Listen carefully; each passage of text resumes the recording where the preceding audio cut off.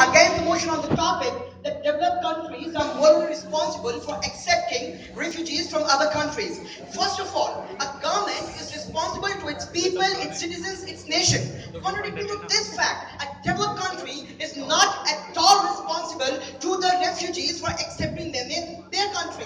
My second stance for today, ladies and gentlemen, there are more than 6,000 refugees in the land of Thames. There are more than 8 lakh refugees in the land of Hitler. And according to United Nations High Commission for Refugee, there are more than 13 million refugees roaming around the world. I want to ask the House of Debate and worthy opponents, how many refugees will the developed countries be accepting in their country? My third stance to prove my point.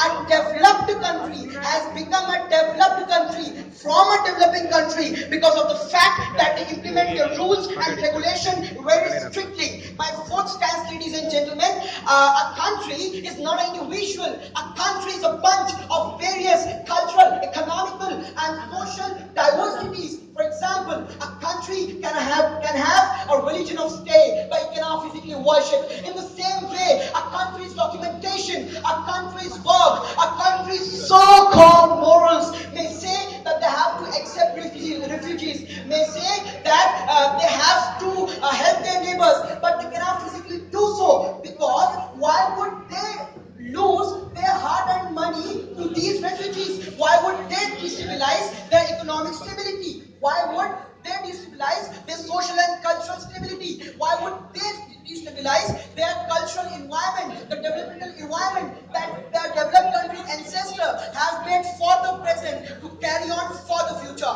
My second point, ladies and gentlemen, in this era of war and terrorism, where war prevails in each and every atom and molecule of the environment, how can you accept a person without even screening and scrutinizing his background? And I would like to end by quoting my point that when these people coming in the developed countries use their resources and flee back again, when God forbid the situation get worse in developed countries because they have a tag of being called refugees, I would like to put a light on the fact that the first ever global document, the United Conventions Refugee Convention in 1951, stated that more than 140 countries signed the Refugee Convention, and they said that they would be accepting, they would be treating them citizens. But actually, the zero-level ground implementation and the intellectual thinkers say that out of these 140 countries, 90% of the countries are actually playing within the breach. They're actually not doing so. And I would like to say, ladies and gentlemen,